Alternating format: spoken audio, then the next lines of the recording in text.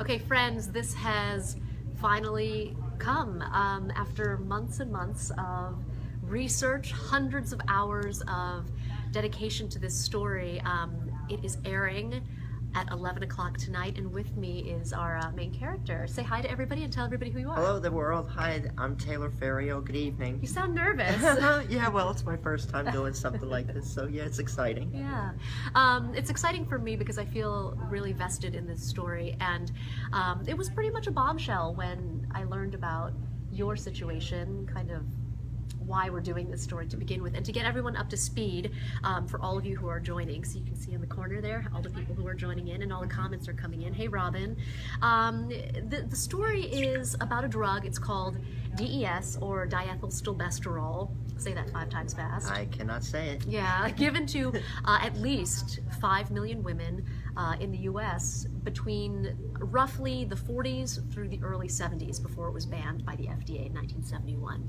And this drug, it's an endocrine disruptor, meaning it disrupts your hormones, and basically it's been proven to cause a whole host of medical issues for the daughters of the mothers who took it. But there was research done over a decade ago that shows a possible link to the drug influencing gender identity, and Taylor is one of the people who believes that that's what happened to her. So Yeah, I'm considered DES son. yeah, so as you can tell, Taylor was born, what is the right terminology? You were assigned a male. Genetic male. Genetic male at birth, yeah. but clearly she is living as a woman. And tell me a little bit about your story, because it was really, as we were talking, it was really heartbreaking, you know, to hear about your struggle with your identity as a teenager and as a child, dating back to when you were 2 or 3 years old. Actually, it was really mostly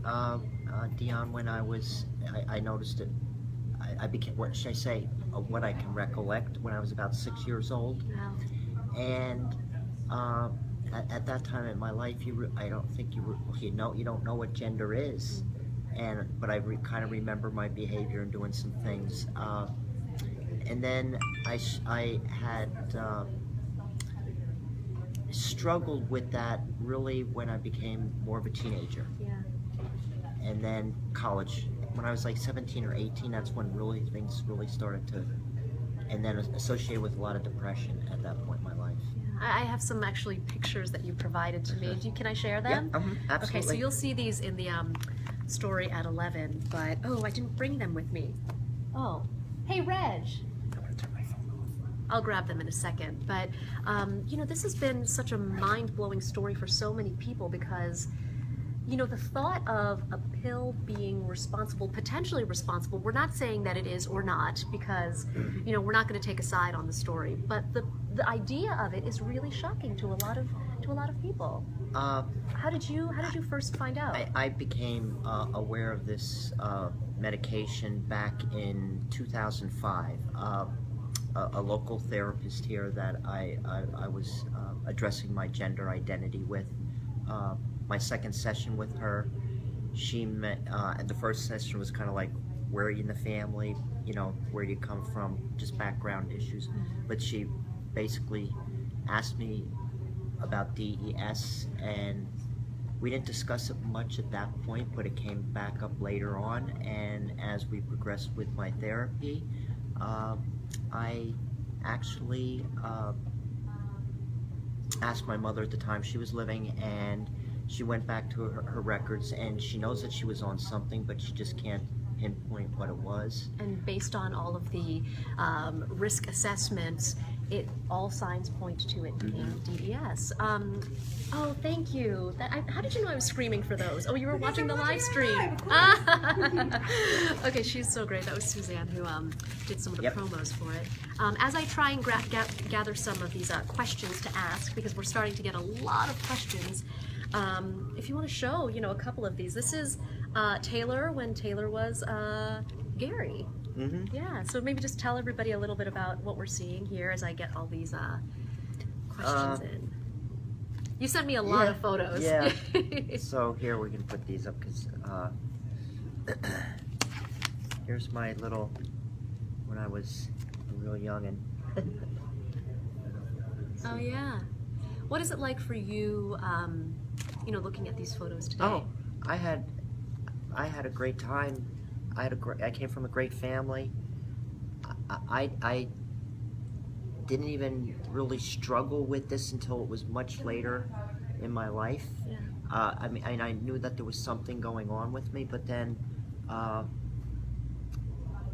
I did this by like baby steps. Yeah, you know, yeah. It's been a gradual process and from what we've talked about. My body started to change, and my mind started to change. I knew that there was something wrong. I was jumping from therapist to therapist at that time, and really the only one that really put me in a direction of and had a lot of information was this doctor here in the St. Petersburg, Florida area. At that time, they urged me to go out and have a chromosome test, which I did. Mm-hmm. And some of the physicians said that my Y chromosome was compromised and something of that nature. So, yeah, and we should point out that there's no definitive link. I was told to be very clear about this by several doctors that I talked with, that just because one of your chromosomes is a little deformed isn't necessarily a sign that it was from the DES, that, putting the correlation together is a little bit too difficult. And I think it is speculative. Yeah, absolutely. speculative. Something that I really wanted to talk about before I get to some of your questions is that this has been such a debated topic. It was very difficult to tell this story. As you know, there was so much research conflicting. And for you, what was it like reading through all of it? What do you say to the people who do not believe that there could potentially be a link between DES, DiEthylStilbestrol, and the likelihood of becoming transgender? Well, my life, like I said, when I was 18, my hormones were changing at that time, and if I wouldn't have made these changes, eventually, I was headed for a disaster in my life. So I don't know if that's influenced it or not, but maybe I'm looking for a reason. But I feel that there's a smoking gun there. Yeah. Let me take this off of the stand so I can actually get to all of the questions from you guys. We have a lot more than I even could have imagined. Okay. Wow, look at all this. Everybody wanting to tune in. Get your readers on. Hi from Taft, Texas. We have a lot of greetings from everyone. Chris says you are beautiful. Thank you, Chris. Allison sends greetings. Oh, Michael Gavalets. Hello from Pottsville, Pennsylvania. Yes. Hi, checking Mike. in. How are you? Hey there. I went to high school with him.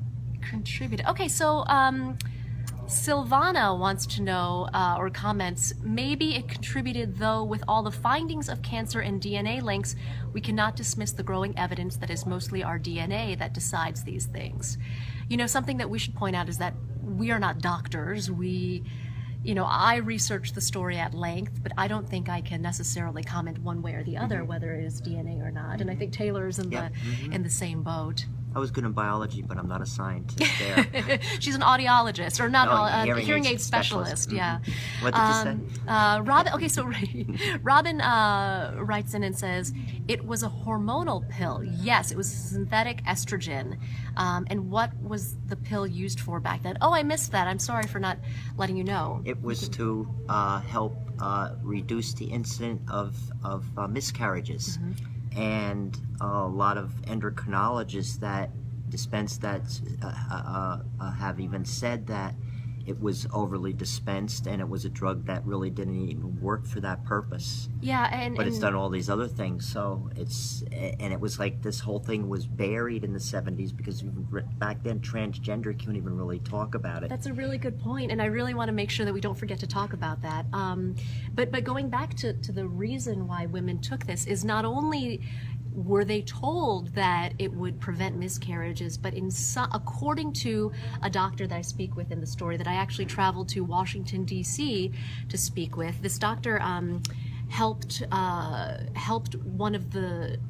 another doctor on probably what is the most significant research paper by Dr. Scott Kurlan on DES and the link. And Dr. Dana Beyer, she told me that it was kind of given out like a supplement, as a wonder drug, but really it caused all of these. If you don't mind holding this, I'm going to show you guys a list. The National Institutes for Health. Look at all of the documentation that I have just for this live stream I wanted to show you guys. The National Cancer Institute, for example. I mean, there are so many studies that show correlations possibly between DES and things like a risk of increased obesity and autoimmune disease, breast cancer, infertility. But again, I mean, the list goes on and on. And I think the Center of Disease Control did a study back when it was first taken off the market. They did. Yeah. They did. And I have all that information that'll be at our website. I know I have to. No, I need a longer arm. You want me to hold it? No, I think I got it. I think I got it.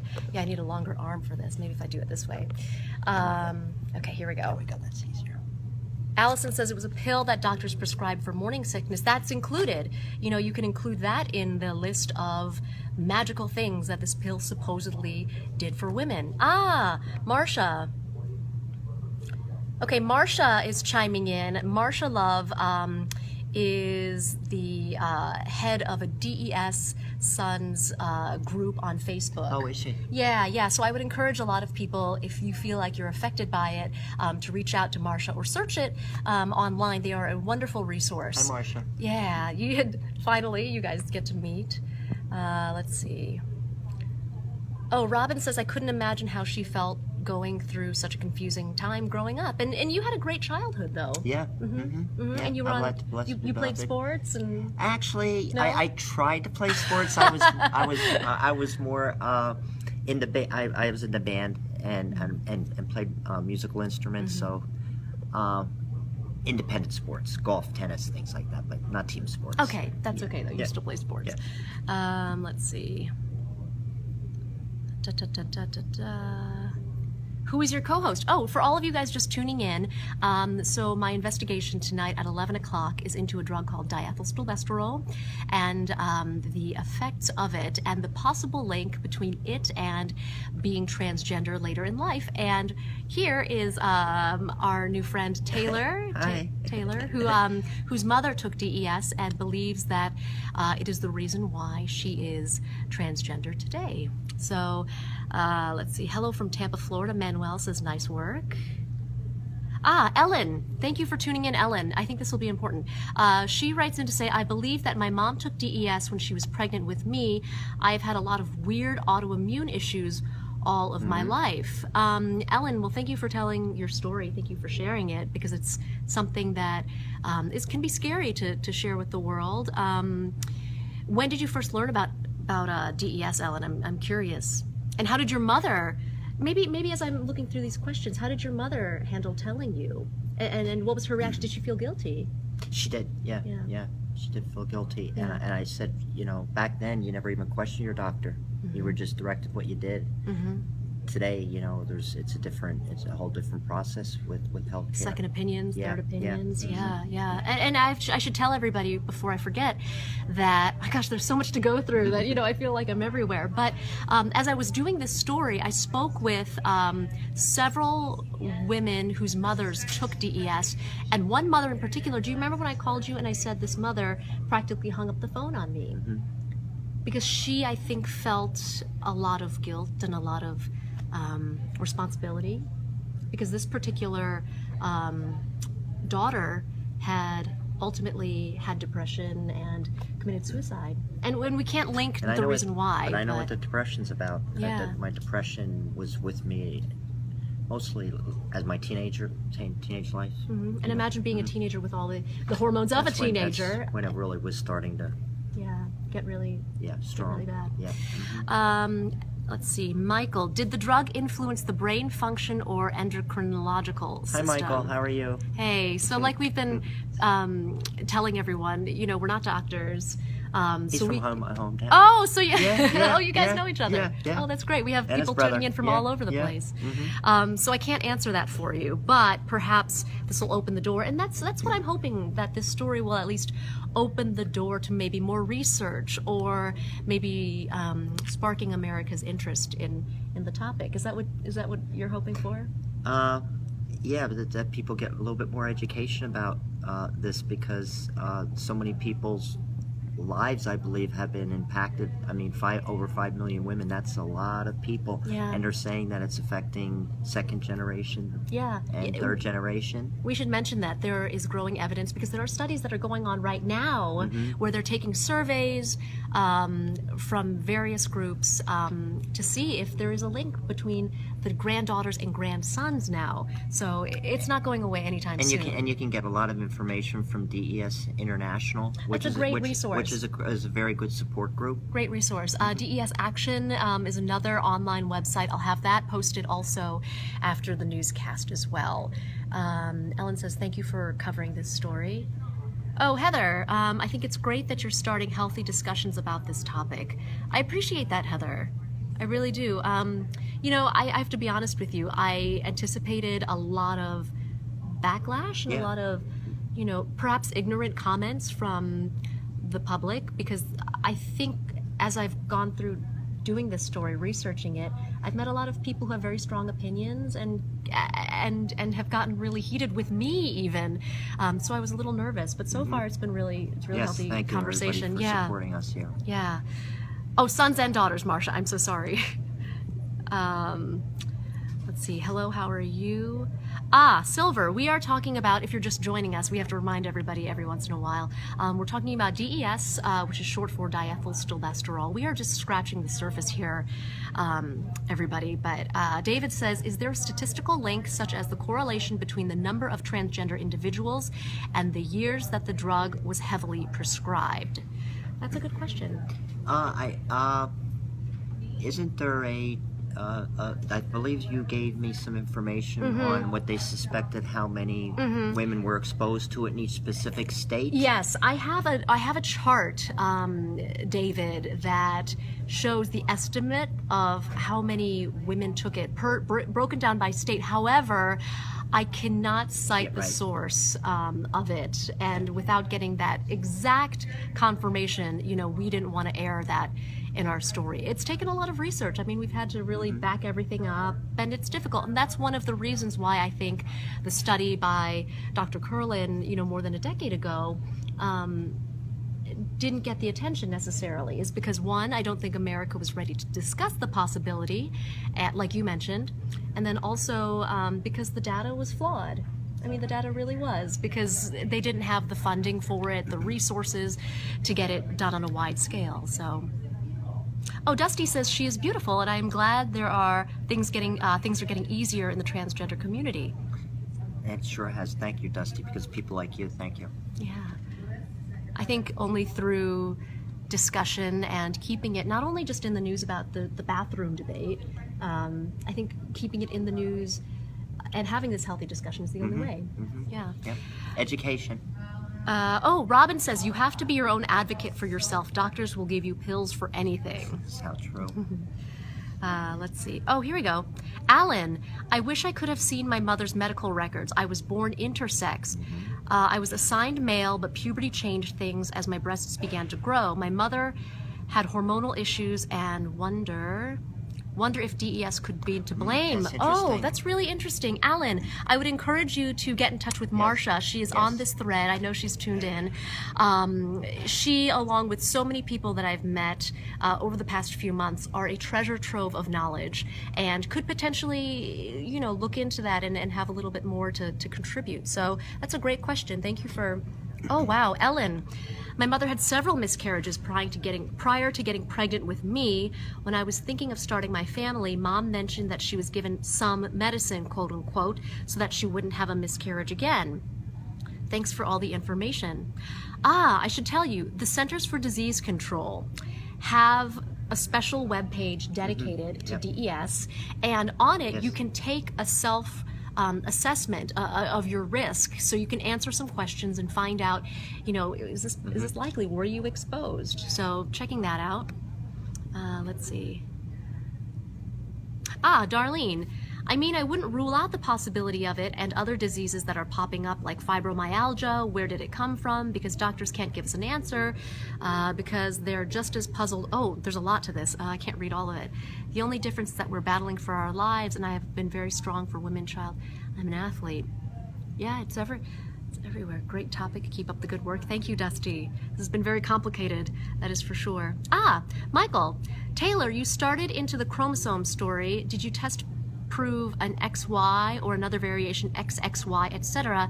I've read about chromosome abnormalities. XY.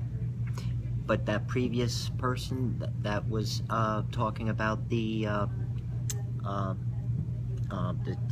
drug that she thinks that Alan. Yes. Okay. Yes. I would be interested to know what Alan's chromosomes, because of being intersex. That would be interesting to ask too. And that's a whole other topic that we didn't have time to squeeze into our 3 minutes and 30 seconds of our story. There's just so much to cover. I feel like I said, I feel like we're jumping everywhere to and from, but there's a lot to cover. There sure is. There's a lot to cover. Let's see. So going through some of these, if you don't mind holding this, I'm going to go through a couple of the notes that I took. Sorry, I had to keep them. That's okay. Okay, there we go. Can I ask you a question? As I have been researching this story, one of the That's better. the people who do not believe that there is a correlation between the drug and becoming transgender, they believe that it's an excuse. It's an excuse, and that it is in some ways offensive to say that a drug could create could make a person one way or the other. What would you say? Well, I had to change because of desperation. Because if I didn't, so I didn't have a choice. So mine wasn't an issue of choice. So I think that there's something substantial in that whole nature of my being that I really should have been a female to begin with, and things just got messed up. So I think that the whole thing of that the drug being an influence with me personally is with some people, like you said, they just want a confirmation in the choice of it, but I feel that mine was definitely a medical reason behind it. Yeah, and I think I've met a lot of people who believe that those same convictions. Yeah, who have the same convictions. Robin, let's see, Marcia, the CDC ended funding for support for their DES page several years ago. You are correct. I actually saw not too long ago that they said that the page was no longer updated, Marcia. Do you have some suggestions as to other resources as well? I know the online assessment is still there, and I know that studies or surveys are still being done that would probably be helpful as well. Oh, Heather, Dion, what sparked you to begin researching this topic? Meeting Taylor. Taylor is the one who started this all because, correct me if I'm wrong, anytime you mention DES to people out in the community as you're chatting, most of them have no idea. However, I deal with predominantly the senior citizen population, and just bringing this up to some of my patients, my dear patients, that's been fantastic, because as soon as I bring it up, they look at me and they go, "So you know about that?" And they go, "Oh, my brother," because they talk about it affecting intersex also, and left-handed males and these influences, and they feel that they have the whole. I'm losing my train of thought there. Okay. That the whole idea of that is affecting them. I'm sorry, I lost my train of thought. No, it's okay. It's okay. Actually, I'm being waved down right now. Yeah, I actually have to go shoot a promo. This is the life of being in TV. You're always on the go doing something else. I wish we could continue this because I think we've just scratched the surface. And I want to remind everybody that I think we've just scratched the surface with the story tonight. It's a two-parter at 11 o'clock. And I'm also going to be doing a live session with someone from an LGBTQ group who does not believe the research and will explain, his side of the story. He is a transgender male, to kind of round out both sides. So is there anything else that you want to include? Nope, just I appreciate everybody's support and everybody's interest in this topic. Yeah. It's a good story to be told, and it needs to be told over and over again. I think you're very brave for being so open and honest with all of us, and for being out on a public stage. Thank you for all your time here to put this together. Thank you. Thank you, Dion. All right, so I'll catch you guys at 11 o'clock, and then also at 11:15 I'll be on live chatting a little bit more. So I'd love to hear what you guys think of the story. Thank you again for tuning in, and I'll be back very shortly.